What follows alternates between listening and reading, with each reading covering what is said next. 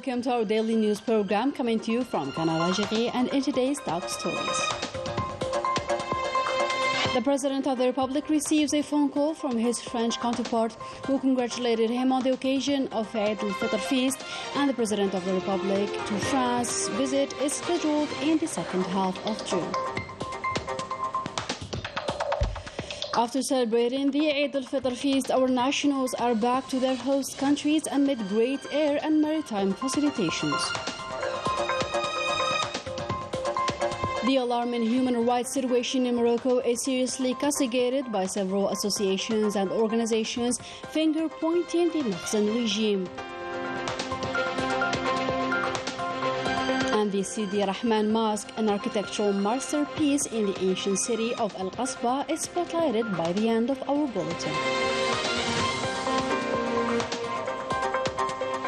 Good evening and welcome back. First up in our news, the President of the Republic received on Sunday a phone call from the French President Emmanuel Macron, who presented to him as well as to the Algerian people his best wishes on the occasion of Eid al-Fitr feast. The two presidents also tackled the bilateral relations and the means to boost them, as well as the state visit of the President of the Republic to France slated for the second half of next June. Following the celebration of Eid al-Fitr feast, a large number of our Algerian nationals started going back to their host countries amid huge facilitation measures ensured by the public authorities, notably a 50% discount in both maritime and air transportation fees. Story by Ines Gilou. After spending the last week of Ramadan and Eid al-Fitr feast with his family in his home country, Hassan, accompanied by his son, is getting ready to leave and go back to their host country. Many of them have decided to make their return journey by boat on board of the Baji Mokhtar 3. Arriving at the port of Algiers, everything has been put in place to allow them complete the usual procedures in a record time. I come every year to spend Al-Eid and part of Ramadan in Algeria. Compared to previous years, we had no trouble in getting tickets. The arrival of this new ship is a boon for us. For their part, the customs agents spare no effort to facilitate the departure of travelers while strictly adhering to the procedures already in place.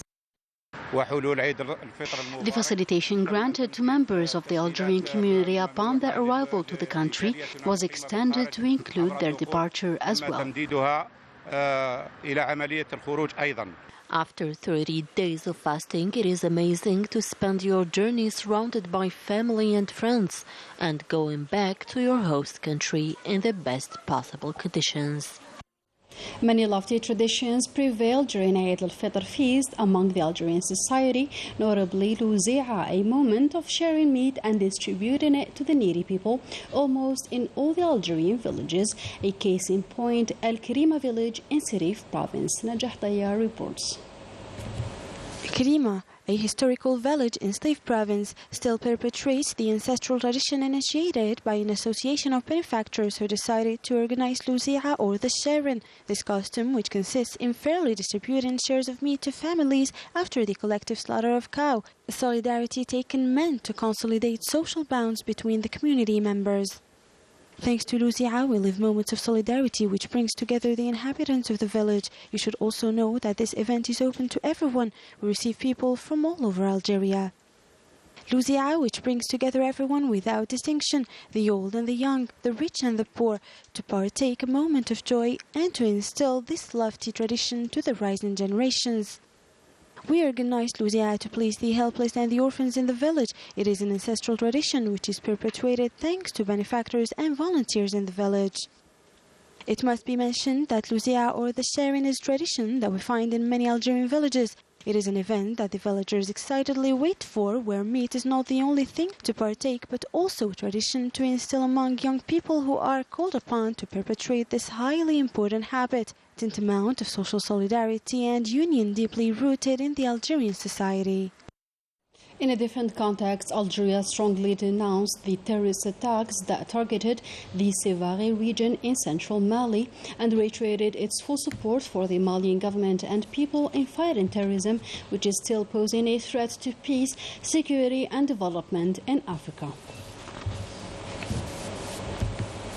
And the situation in Sudan is getting worse. While clashes between the Sudanese army and the rapid intervention forces continue, no less than 22,000 refugees were relocated in a context marked by the difficult access of humanitarian aid. Report by Melissa Kobash. What was supposed to be a happy feast turned into a sad event for the inhabitants of Khartoum and Darfur. The combats have now entered the second week, despite the announcement of a ceasefire between the regular army and the elements of the rapid support forces. The evacuation operations of civilians are still ongoing. Saudi Arabia was the first country to kick off this operation, followed by 12 others, including Qatar, Egypt, and Canada. The US, for its part, alongside France, Germany, the UK, Norway, and Sweden, have evacuated their embassies in Khartoum. The atmosphere in the capital is now frightening. The inhabitants are expecting the worst, already lacking water and electricity, and afraid of a violent upsurge, especially with the airstrikes that obliged hospitals to close. The Sudanese former Minister of Foreign Affairs described the situation prevailing in the city as a real chaos. Bombardment all around us. I really don't know where is it coming from. Also, we have some of the young men who are in uniform. They are outside in the streets. They are overtaking the streets around our where we live. The situation has claimed more than 420 people and caused the injury of 3,700 persons. Calls have been launched across the entire world to end hostilities so as to avert a civil war in the country. The human rights situation in Morocco is now a hot topic on the international scale, at a time when the Moroccan associations and organizations are still denouncing the heinous practices of the Makhzen, namely the torture of detainees. Ines Kilou reports. Human rights and individual freedoms are in sharp decline in Morocco, according to Moroccan political parties and human rights defenders who describe the situation as an unprecedented regression. The most flagrant violations of the most basic human rights are committed in Morocco's prison. Torture takes many forms that violates fundamental rights. Some victims have lost their lives as a result of these barbaric acts and other reasons. احنا عمر ما كانت هناك مكتسبات. ظاهرة الاعتقال السياسي في التقارير ديال الجمعية ميم ديالنا كنديروها في 94 دائما العدد ديال المعتقلين السياسيين مرتفع. The demonstrations that we are staging are related to the harsh living conditions, especially the phenomenon of political detention, a widespread phenomenon in this country. There are those who have been tried for 20 years for unconvincing reasons, and the number of political detainees is very high since the 1700s. As for the cases of torture, they are countless. Regarding living wages, this is another issue related to a people who have been suffering for years. Repression, violence, and torture are now commonplace in Morocco. The Makhzen regime is not short of imagination when it comes to subjecting people to the worst abuses, starting with a long list of violations of the most basic human rights, such as access to food, health, education, and work. To sports now, USM Algiers triumphed over the Moroccan side of AS FAR with 2-0 in the first leg of the CAF Confederation Cup quarterfinals game held at the 5th of July Olympic Stadium here in Algiers. Let's wish all the best for the sole Algerian representative in this contest in the second leg match.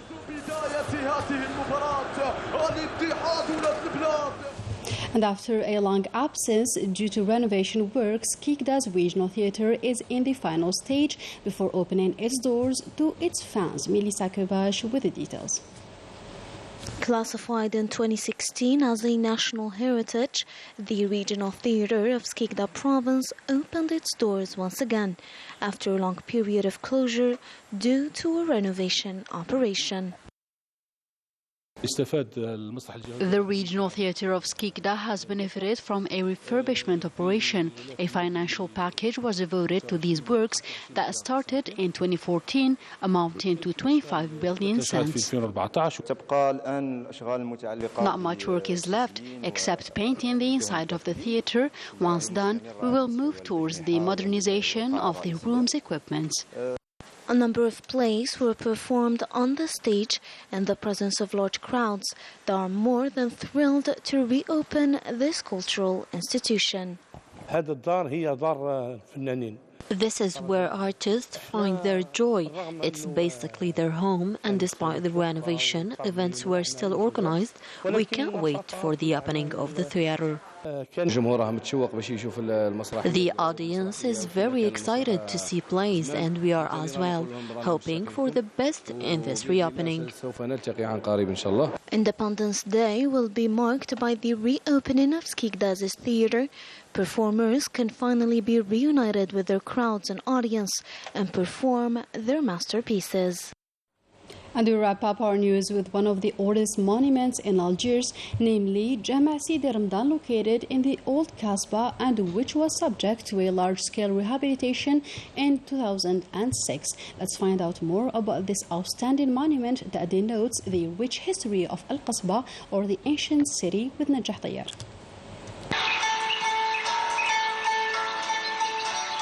In Al-Kasbah, or the ancient city, and near this old fountain, we find the Sidi Abdurrahman Mosque that is known as Jama' Al-Kasbah Al-Qadima, one of the oldest mosques in the capital Algiers that plays an enormous religious and cultural role.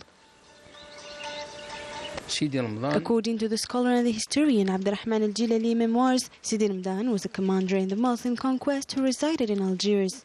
With an area of 400 square meters and 6 meters in height, the mosque can receive up till 1,000 worshippers, and lately the mosque has been renovated.